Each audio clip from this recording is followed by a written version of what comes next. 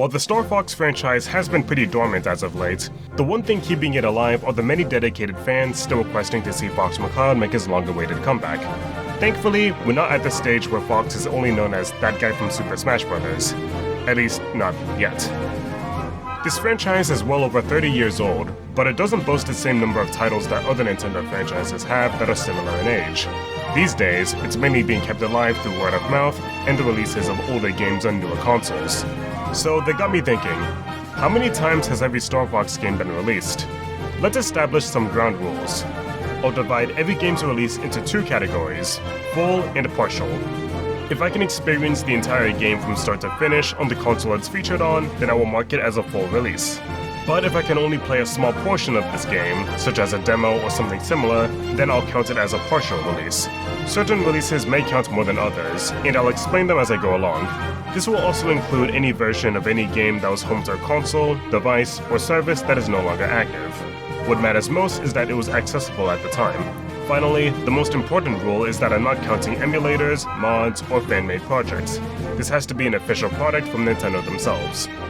That about covers everything, so let's get started. First on our list is the first Star Fox, released in 1993 for the SNES. This game was revolutionary for its time, being among the first to utilize the Super FX chip to display 3D polygonal graphics on a 16-bit console.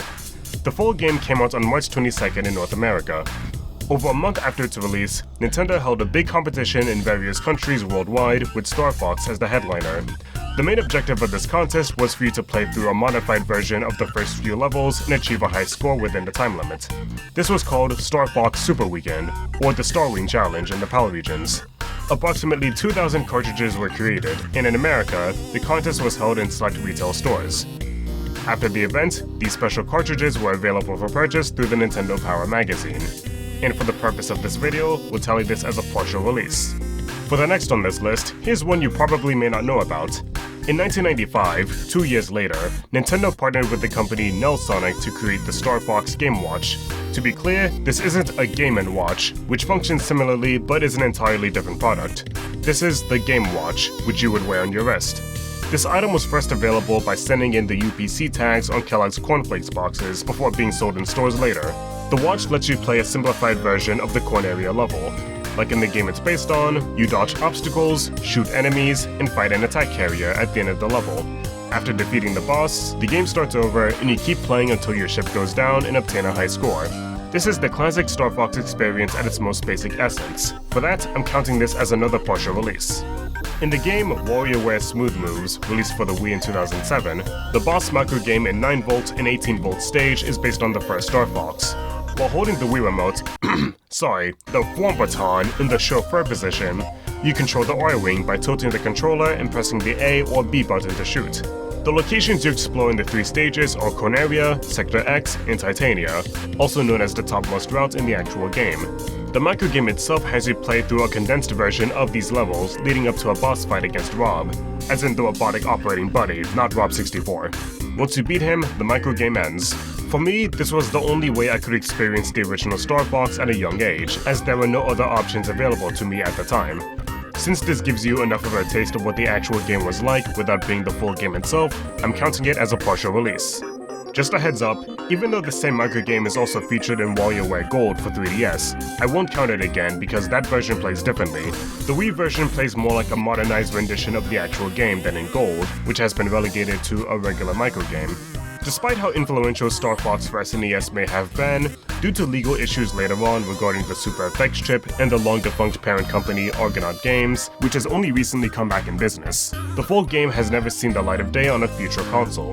That is until 24 years later when it was included in the SNES Classic Edition. This would be the first time Star Fox 1 was fully playable again, skipping over several console generations. Subsequently, it is also readily available to play using the Nintendo Switch Online service since 2019. That totals Star Fox's official releases to 6. Moving on, we have Star Fox 2, the first game's immediate sequel, which was supposed to come out a few years later, but infamously got cancelled to shift production for a project on the upcoming N64. The game was near completion in 1995, and according to the final copyright, its intended release was supposed to be in 1996.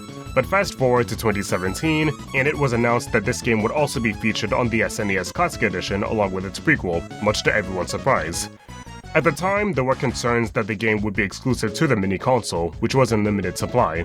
However, those concerns faded when it got sent to the NSO library in 2019, 2 years after its initial release and a few months after the first game. That leaves Star Fox 2 with being officially released 2 times. Also, the game's ROM has been circulating around the internet for years before it officially came out. The early versions of this ROM featured notable differences from the final version, and you could play through an emulator. But as I stated earlier, I'm not including it in the final tally since it wasn't Nintendo themselves who put it out at the time.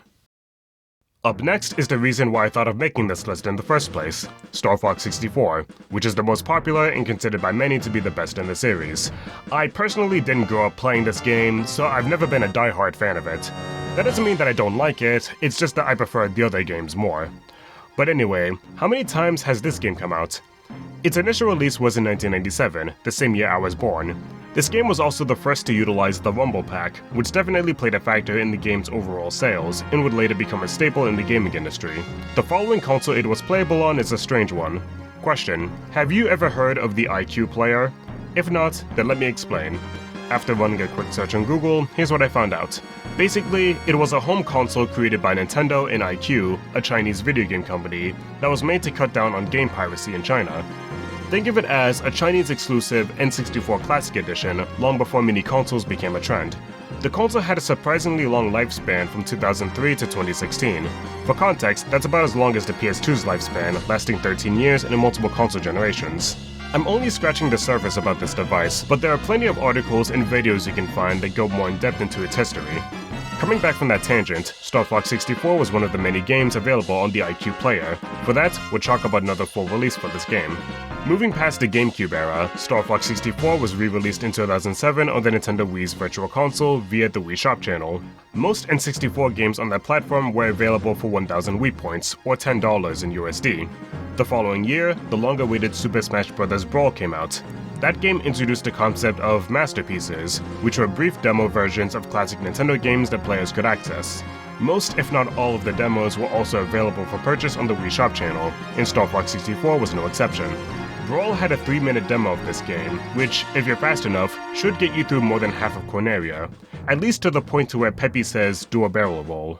Interestingly, most of the demos have you start at a predetermined section of the game, so you can play immediately, while 64 lets you have full access to the main menu, even though none of it will matter as soon as the time runs out. Regardless, we're counting this as a partial release of this game. Spoiler alert, this is the only one that 64 would have. In 2011, Star Fox 64 would receive a full 1-to-1 remake on the Nintendo 3DS, complete with updated graphics, controls, and voice acting. This was the only version I could play since I never had the chance to buy the original before then. I received it as a gift on my 18th birthday, and it took me exactly a year and a half to beat the game in full. Now we get to the Wii U era, and here's where things get mildly complicated. Even though technically Star Fox Zero is supposed to be another version of Star Fox 64, it's different enough that I'm going to consider it as its own game. I'll explain more about it later on, but in the meantime, let's talk about 64's next full release. Depending on the region you live in, 64 was added to the Wii U's Virtual Console in March 2016, August 2016, or January 2017. I already knew about the time frame for North America, but I honestly didn't know about the other ones until I started researching this topic. Regardless, I always find it strange how late into the Wii U's lifecycle this game came out, especially when it didn't take that long with the previous console. Strangely enough, it wasn't even included as a masterpiece in Smash 4. It also didn't help that, no matter which region you're in, it released way too close to Star Fox Zero, which was supposed to be the flagship title for the console. Because of how divisive Zero was for a number of reasons, I heard it made most people want to go back and play 64 instead. Maybe I can discuss this topic for a different video, but in the meantime, that's another release for 64. Finally, we're in the Switch era. In 2021, Nintendo would add N64 games to the NSO library. Among the games initially showcased, Star Fox was one of them and would be available in October of that year. That marks 7 different occasions that Star Fox 64 would be accessible. Up next is Star Fox Adventures and Star Fox Assault, both released for the GameCube in 2002 and 2005 respectively. As of the making of this video, these two games have only seen a single release on their initial home console. Despite this, I'm still holding out hope for both of these games getting the spotlight they deserve and be given another chance in the community. We've been getting a steady stream of GameCube titles seeing a re-release on the Switch in one form or another, either as a remaster or just a straight port. We're currently up to the N64 on the NSO library for retro games on home consoles. Logically, there's only one more place they can go from here. I'm begging at this point for them not to skip the GameCube again like during the Wii U era. The GameCube has been neglected for far too long. After that, we have Star Fox Command for Nintendo DS. I've talked about this game extensively on my channel, and you can check out those videos there. It was initially released in 2006, the same year that the Wii came out. Fast forward 9 years, and Command would be put on Wii U's Virtual Console in 2015. In total, that only makes 2 full releases. Finally, we've made it to the most recent titles in the series, Star Fox Zero and Star Fox Guard, released in 2016 for the Wii U. Even though the Nintendo Switch has received many ports of Wii U games since its launch in 2017, Zero and Guard have been missing on that list. Like with the GameCube titles, both games have been stuck on their home console. And in the case of Zero, there's probably a good reason for that. As I'm sure many of you are already aware, Star Fox Zero's most notable talking point has been its unconventional control scheme, which was intended to utilize the Wii U's gamepad to its fullest potential. I've seen many fans ask for Zero to be ported on the Switch and have the controls get fixed, but in my opinion, it wouldn't work.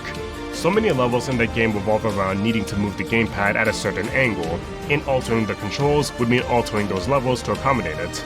And at that point, they might as well just make a new game entirely.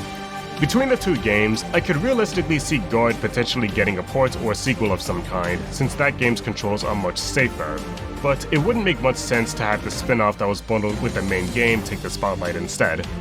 As for why I'm differentiating 64 and Zero, even though both games follow the exact same storyline of the Lilat Wars, everything that happens in the middle is what sets it apart. Star Fox Zero introduces new locations, boss fights, and vehicles that weren't present in the original story. Even Planet Venom and the battle against Andross are different than before. Despite the people who say that these games are exactly the same beyond its story, they're simply not. Even if the controls weren't an issue for some players, I can't look at these two and say that they're the same game, at least not anymore. While it's no secret that 64 was the inspiration for Zero, the changes are too apparent for me to call them the same, therefore it gets its own count. But we're not done quite yet. These games did have demos available back when the Wii U eShop was still active. However, the way that these demos were implemented is by far the strangest I've seen in a long time. Star Fox Zero's demo came out in July, 3 months after the main game released. And if you were paying attention, that's 1 month before 64 re-released in Japan. It features the training mode that's in the actual game, plus the animated short. A lot of people, myself included, were confused as to why it took so long for there to be a demo in the first place, especially when fans have been vocal about having trouble with playing the game. Was it overconfidence on Nintendo's part thinking that they wouldn't need one? Was it a genuine oversight at the time of the game's debut? Or was it damage control when the sales weren't reaching expected results? Either way, that's a discussion for another time. On the other hand, Star Fox Guard also had a demo that lets you play all of Corneria's puzzles. Here's the kicker. The demo came out at the same time as the full game, and if you bought the physical version of Star Fox Zero, it already comes bundled with Guard, so there'd be no need to play the demo in the first place. But before I go any further, let's wrap this up and add one partial release for each of these games. So let's tally up the scores. To the surprise of absolutely no one, Star Fox 64 has been released the most amount of times. The number to beat is 7, which includes the original game, a port on a Chinese mini-console, a port for the Wii, Wii U, and Switch, a handheld remake, and a masterpiece demo. Star Fox 1 comes out a close second, with that number being 6. The original game, 2 ports of that game over 20 years later, and 3 partial releases in the form of a competition cartridge, a watch, and a WarioWare microgame. Star Fox 2 is sitting at 2 times, fitting to its name, on the limited mini-console of the system it was supposed to be on, and the Switch. Just like 2's spiritual successor, Star Fox Command also has 2 releases on both a handheld and home console. Star Fox Zero and Guard technically have 2 versions of the Wii U, with the full games and the respective demos. Last but certainly not least, Adventures and Assault have yet to have been given the same amount of love and attention as every other game.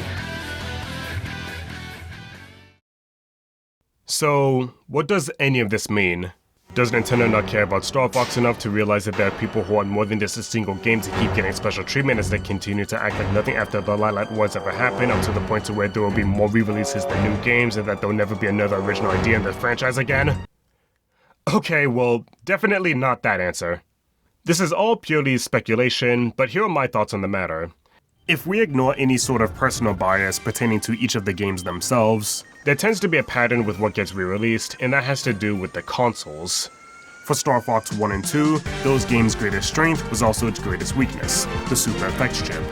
Because Argonaut Games originally shut down in 2004, I imagine it must have been difficult to ask permission from a company that didn't exist anymore at the time to release a product that previously featured their hardware. I also recall hearing that consoles after the SNES were not able to emulate software featuring the Super FX chip properly until the Nintendo Switch. I'm not sure how valid those claims are, but I figured it was worth mentioning here. For similar reasons, that was also the case with Yoshi's Island. However, that game got a port on the Game Boy Advance, and that was the only version available for resale until the Switch era. For Star Fox 64 and other games on that platform, software emulation wasn't a problem going forward. From the GameCube onwards, the ability to play certain games that were previously on older consoles wasn't an issue due to more refined hardware. The most notable examples for N64 titles refitted for GameCube were Ocarina of Time, Twice, Majora's Mask, and the original Animal Crossing. However, in the case of Star Fox, as there were already 2 games for GameCube, I would assume that Nintendo wanted to focus on expanding the franchise further rather than backtracking this early into its history, especially since Star Fox has less games than Nintendo's other major franchises, even from back then. The Wii introduced the Virtual Console, which was the most accessible way to play retro games on an official system at the time, which carried over into the Wii U and 3DS. There were plenty of games ranging from the heavy hitters to the more niche titles, and having one of the top 10 best-selling games for that system made sense to put on those consoles. Likewise can be said for the NSO library when the N64 expansion was added. The 3DS remake was announced at E3 2010 and would release the following year. Similarly, Ocarina of Time 3D was also revealed at the same time. According to Shigeru Miyamoto, in the context of Zelda, he wanted to wait so that the people who played Ocarina of Time when they were younger were now in their mid-20s. Even though he was talking about Zelda, I believe the same logic can apply to Star Fox as well, since both games were released not too far apart from each other, and were both wickedly popular. For the GameCube era, the immediate next console was capable of backwards compatibility until 2011. With the GameCube getting phased out around this time, there was no longer a need to keep the function of playing its games or using its controllers. Along with that, there were a small handful of games re-released under the banner of New Play Control, which updated the controls and graphics to better fit the Wii. This is something I feel like Adventures and especially Assault would have benefited from, but I digress. When the Wii U first came out, even though it could technically run GameCube software through Homebrew, there were never any plans on porting GameCube content unless they were remade from the ground up, like with Zelda. Backwards compatibility only went back one generation. Also, the GameCube controller adapter was created only to be used for Smash 4. Unless you're a modder or hacker, it's impossible to use it for any other Wii U game, and unfortunately can't be used for Wii games that were compatible before, either as a Virtual Console release or through the Wii mode. Even though we're approaching the Switch's twilight years, it has been proven that it could run actual GameCube software with little issue. Case in point, Super Mario Sunshine. And unlike the Wii U, the GameCube adapter is compatible with the whole console and its games, but depending on the game, certain functions may not translate the same. For the DS era, similar to the Wii, its successor was backwards compatible, so there was no need to release Command twice, and the Wii U was able to mimic the dual screen gimmick, so having DS games on there made sense. As I discussed earlier, the Wii U has many of its games ported to the Switch, but Zero and Guard don't seem to be in the cards right now, unless Nintendo decides to re-release them at the end of the Switch's lifecycle like they did the last time. But hey, at least there's always Starlink. As soon as my new spin drive is prepared, I'll use these primes to show Corneria who really holds the power.